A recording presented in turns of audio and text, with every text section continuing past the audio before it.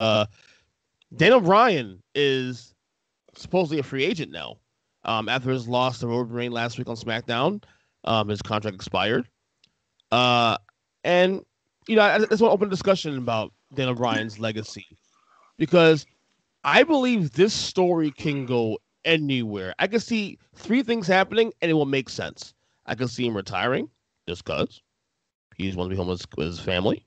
I could see him deciding to maybe take a year off and then maybe go another promotion, Ring of Honor, maybe who knows. I could see him as always come back. And Mike, as you stayed last week, you think he goes to Raw? I've come back from that approach and I've gone somewhere else. But so let's open a discussion about his future and what he means to the WWE and wrestling fans alike. Because I wasn't okay. So obviously, knew about Daniel Bryan through the years. Didn't get to watch much of his stuff until the last 2 years. Obviously, that'll change slightly, like come September, October-ish, where we sit here and make you watch old school Ring of Honor TVs. Oh yeah. So you're gonna tie me down to a chair? If we need to, we'll do it Brick Orange style. Yeah. No, but there is Daniel Bryan is probably the most impactful wrestler probably the last 10, 15 years, right? If you think about it. Like I've only watched this guy really consistently for 2 years, and I'm already comfortable saying that he's easily top 20, top 15 superstar all time in WWE. Easily. Yeah. So first, I don't know what you mean by impactful, so I have a hard time agreeing with that just because I don't know. Like what do you mean by impactful? Like, what's impactful to you? Because like, has he been a success in WWE? Obviously, and yeah. I'll get into my fandom of Daniel Bryan after this, but I felt like this was a moment to jump in because I don't know what you mean by impactful. Because impactful, like, is Roman Reigns impactful in WWE today? Is Drew McIntyre? Like, what is impactful to you? I'll tell you this much. The fact I knew who he was in 2012, 13, 14, not even watching the product whatsoever, I knew who he was. He was the only newer wrestlers I knew who the name of between 2010, 2015, 16. Okay. Maybe CM Punk would be the other one. That's it. Okay. So, okay. And sustainability, too, but with the injury, of course. But right. So, look, and if for all 7 of our regular listeners, you've heard me tell this story before, and you're going to hear it again. Daniel Bryan's been one of my favorite wrestlers since 2002.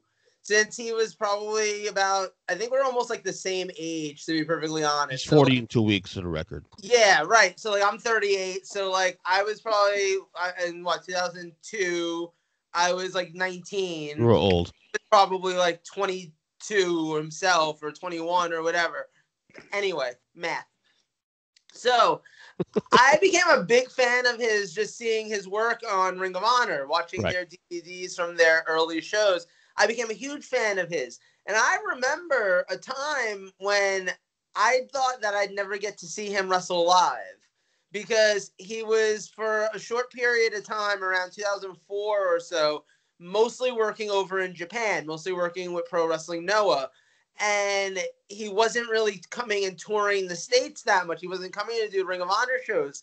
So there was a show, it was, I think, Glory by Honor 2 or something like that, in 2004 at the Rexplex in Elizabeth, New Jersey. I don't even know if that's still there anymore. I know it doesn't host wrestling shows anymore, and Bryan was on the show. He was scheduled to be on the show. And I literally was like, okay, I have to figure out getting to see this show because this may be my only opportunity in 2004. This may be my only opportunity to ever see Daniel Bryan wrestle live. So I go, I do that. He's amazing. I don't even remember who he wrestled that night, but it was great. Fast forward, I've literally seen him in every setting possible. I've seen him wrestle in front of 70 people at an Evolve show in Union City, New Jersey. I've seen him win the world title at WrestleMania, in front of like 70,000 people, whatever that the Sky Dome was that time. So Superdome. brother. So all I'm saying is I've seen this man. I've probably seen him wrestle live like 100 times, if not more than that, between all the Ring of Honor shows. He wrestled sometimes on Chikara. He wrestled in Evolve. He wrestled obviously in WWE. I've seen him at WrestleMania and stuff. For me, I would list him as like my second favorite wrestler of all time. And the only person that gets ahead of him is literally the person who trained him, and that's Shawn Michaels. And I think what's really interesting about Daniel Bryan more than anything else, and this might go into what you were saying about impactful, he was someone who shouldn't have made it. He was someone who we were told since day one, I'm pretty sure he was signed very early in his career to like developmental and then left that and then went into Ring of Honor and, all the indie stuff. He was a guy who we were told early on, he's not the guy that makes it into WWE. He's not the guy that becomes world champion. He's not the size of a John Cena or a Randy Orton or a Batista. Basically, all those guys came up at the exact same time. You had those guys working in Florida Championship Wrestling while Daniel Bryan's over there working in Ring of Honor and stuff. So you've got, they're part of the same generation of wrestlers. And we don't really think about that very often because they're so different from each other. When they debuted also, too, in WWE. Right, exactly. And this is the thing, right? Like, Daniel Bryan, even before he was in WWE, I think there was a case for him being one of the greatest of all time. Just based on his Ring of Honor work, based on his run as Ring of Honor World Champion, based on his entire series of matches with Nigel McGuinness and Takeshi Morishima and all of that. I think you already had a case. Then he comes to WWE, and he's awesome right off the bat. He has a great match with Chris Jericho, his first night in NXT. There's all this amazing stuff. Then he gets fired. And it's like, okay, wait, what just happened? And then I get to see him live a couple of times for Evolve. And then he's back in WWE. And before you know it, he's world champion. Look, this guy literally, and I love The Miz. I do. I'm a Miz fan. But I don't expect a lot out of The Miz. I think The Miz has had two feuds that can actually be called legitimately great 5-star level feuds. One was against Dolph Ziggler for the Intercontinental title over on SmackDown in 2016. And the other one's been going on for about 12 years, and it's with Daniel Bryan. Yeah. That alone, that legacy right there is everything to me. And his narrative has been amazing, honestly, in every way. The fact that even when he was a heel going up against Kofi Kingston, where he was basically throwing out the same diatribe that he would always receive from Triple H and all of them about how, you're just not good enough, you're a B+ player and all that. They played that perfectly. He's so versatile, and he's honestly just amazing. And obviously, in-ring work-wise, he's incredible. I'll let you guys talk and then share what I think he's going to happen with his career from here, because obviously I've rambled enough. But obviously, like I said, Daniel Bryan, my second favorite wrestler of all time. He could one day be my first favorite wrestler. I don't know. His career is still going. Shawn Michaels isn't. But Daniel Bryan, I don't know. He's incredible. He really is. And he's kind of hot. He is. What? If you're into that. He got into that. He got the American booty. I love that for you, for the record. Jesus. Jesus. Right, so nice setup for you, Mike. Top that. Yeah, I won't. I would. I know Lord. you would. Show over. Yeah, game over. No. When it comes to, and I'm gonna break down the fourth wall here. When it comes to the American Dragon, Mr. I'm gonna kick your fucking head in. Yeah, this guy has been a guy that I've watched pretty much as long as Joe has. I haven't seen him as live because Ring of Honor didn't come to Virginia very often. Yeah, I had the benefit of being in New York City, and yeah. But yeah, when you look at the career so far that is Daniel Bryan, arguably the third biggest moment in WrestleMania history. at WrestleMania 30, winning the world title. You know, and I would probably even put it second. The only moment that I think is bigger is Taker losing to Brock at the same show. You know, what's funny too is, like, I think Bryan losing to Kofi is also one of the probably like top 5 or 10 moments in WrestleMania history. Yeah, so I mean, whenever you can be involved in 2 of the top probably 7 moments in WrestleMania history, that says something about you. And one of them pre-injury, one of them post-injury, and the comeback and all of that. I forgot about that too. Like, just the fact that he literally, his career was over 4 years ago, right? Mm-hmm. And we thought we were never going to see him wrestle again. And we've seen him become world champion again. And then work his way into every 3-way match, like, possible. Quick question. The heel turn he had after he came back, was that his first heel turn ever? No, I mean, he was a heel in ROH for a while. Was he really? Okay. Yeah, he's definitely had heel moments in his career. It's funny because he is someone who literally can pull off both characters perfectly. Yeah. At the time, the last ever Ring of Honor Pure Wrestling champion, before they re-brought that title back out during the pandemic. When you look at a guy who could go in ring, there's not a guy that I would put on my short list of who I think is going to get a 5-star match out of more than Dragon. And that's a guy that I would. Oh, I need a 5-star match from someone. All right, cool. I'm gonna go. I'm gonna go put Bryan in the ring because I think Bryan's the one that's going to get me that match, and I agree with it wholeheartedly. When it comes to where we go from here, that's a lot of questions. Obviously, there's so many people that don't think he'll ever wrestle anywhere outside of WWE. And I kind of hold that as my hope because WWE did good by him while he was out, you know, took care of him, you know, kept his wife on payroll for a while, probably was paying all of his medical bills and stuff like that. You know, they probably helped him out find the right doctors and stuff like that, you know, and, you know, when Bryan made the comeback, and I know they showed this on Total Bellas, it was, I can't get cleared,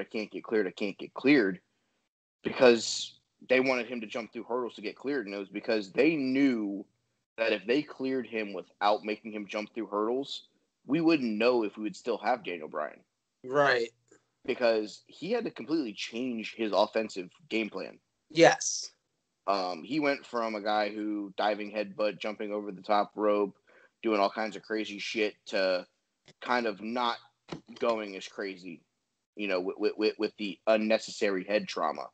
Going for a lot more of the technical stuff, doing a lot more of the like the Kurt Angle, Chris Benoit level wrestling. Yeah, and I think that's been a key to his now duration staying around.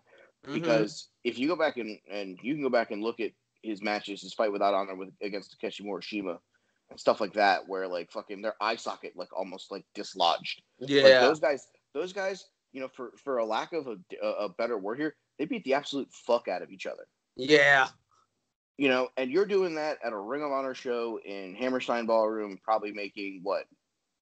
You know, he was probably the co-main event that night, so he probably made like $4,000.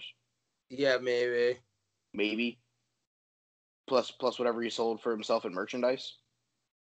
If they were letting him sell his own merchandise, I think at that point everything was going through Ring of Honor. Yeah, I was gonna say I don't think Ring of Honor was doing that. You know, so I mean, it's legitimately one of those things where it's like, if that guy was willing to beat the piss out of himself for that payday, like, yeah, that guy could go in ring. That guy should be a guy that you build your company around. If for some reason he goes somewhere else and is not part of WWE come tomorrow, the only place I want to see him go is Ring of Honor, because I'd love for him to finish where he started. I don't want him in AEW because I think Tony Khan would fuck him up royally. I don't trust Tony Khan booking him. I'm petrified of what he's going to do if Samoa Joe goes there. I am beyond fucking petrified of that situation, because at the end of the day, he's already fucked up Miro. Yeah. I'm sorry. He's trying this whole, you know, reunion that's going to blow up in his fucking face. Yeah, I personally, and I saw this on Twitter. I'm going to discuss it real quick. and we'll move on from it because this is not a fucking AEW fucking topic. Never again should Michael Nakazawa have the Impact fucking world title. Thank you. And not fucking Kenny Omega. Thank you. I literally argued that with somebody today. If you're in a business relationship with the company, at least have the goddamn respect to have their title on the guy who's the champion. Put it on his shoulder, make him wear it behind his back, fucking attach it to his hip. I don't give a shit. Don't give the fucking title belt to Michael Nakazawa. I saw the same thing yesterday when I was like, what the fuck? Why is that title on? Like, and that's how you know, like, where is Impact actually benefiting from this partnership? I mean, it's not a topic we're talking about now, but that shit bothered me last night. Yeah, where they're benefiting from is the fact that Kenny Omega was on that pay-per-view and they sold probably double the amount of pay-per-views. That is it. I mean, that's a lot. It's a lot of money. Oh, yeah, of course. Bottom line.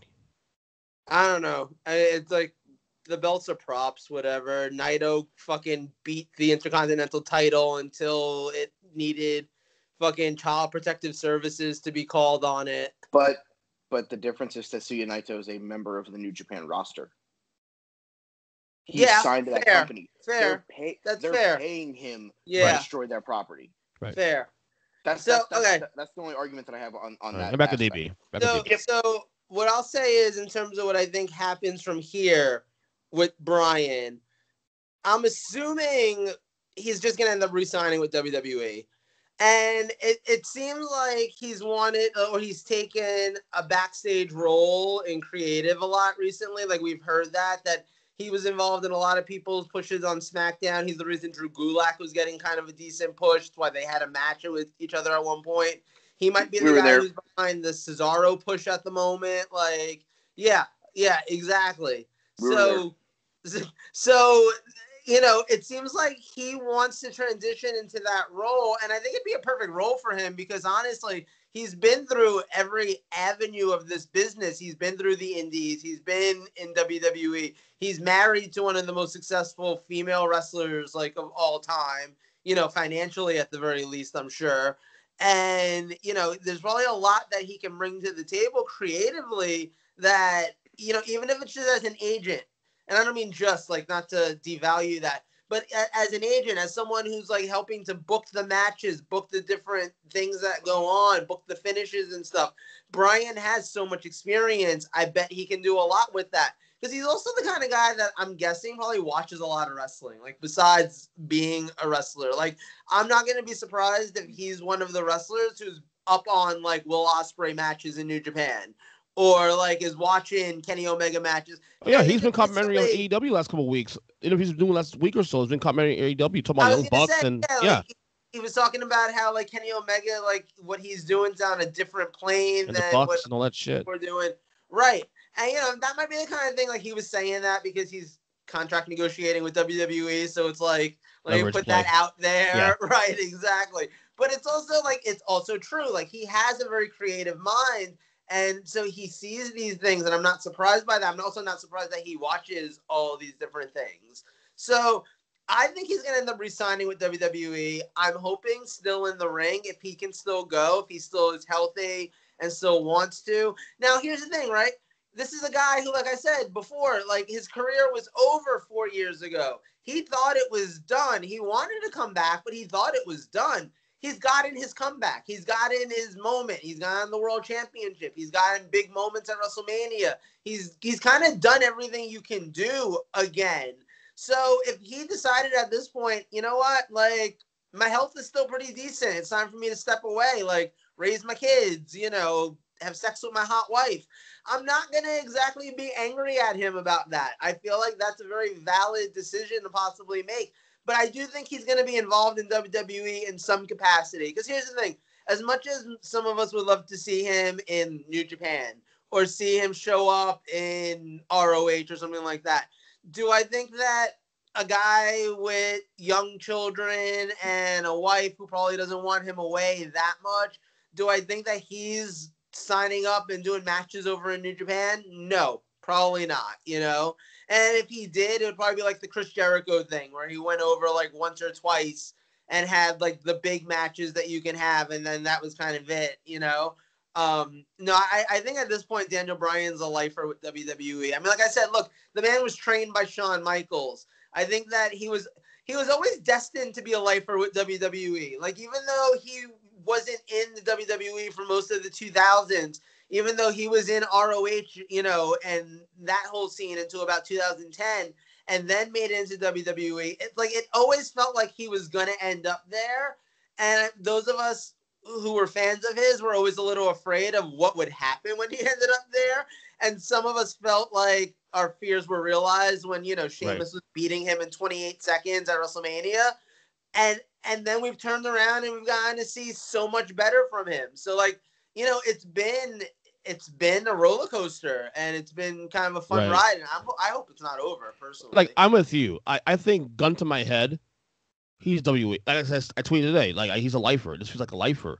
But but the thing is, if he decides to retire and just be a dad and a husband, that wouldn't surprise me. No, if you he can't goes be to mad at it. Yeah, if he goes to ROH, would not surprise me at all. Anything he does would not surprise me, because this is like one of the most open-ended situations of a wrestler we've probably ever seen. Well, like, anything he does would not be a shock. I personally hope that he ends up at the NXT brand, working with Shawn and Triple H, and works as an on-air talent to face like Adam Cole and Kyle O'Reilly and Roderick Strong and shit like that.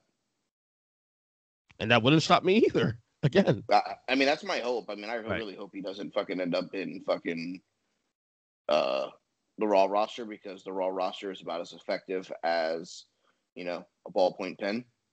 Yeah. Well, the Raw booking, I don't understand it. Aren't they all booked by the same people? How is SmackDown so much better? I personally think, and again, I mean, we'll obviously cover this in your topic, because it's kind of going to be into, Yeah. You know what I mean?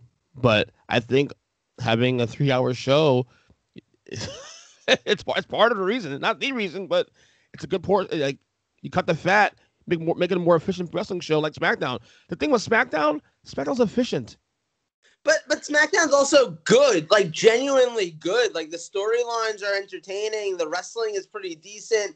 Raw, I'm sorry, like, even if you watch the 90-minute version of Raw on Hulu, it still kind of sucks right now. I haven't watched Raw in weeks, which, for the record, really keeps fucking me up on Tuesdays, because I really don't realize it's Tuesday anymore, because I'm not watching Raw on Mondays. Right. Because, like, I got to that point where I was like, look, I'm not enjoying this anymore. I need a break from it.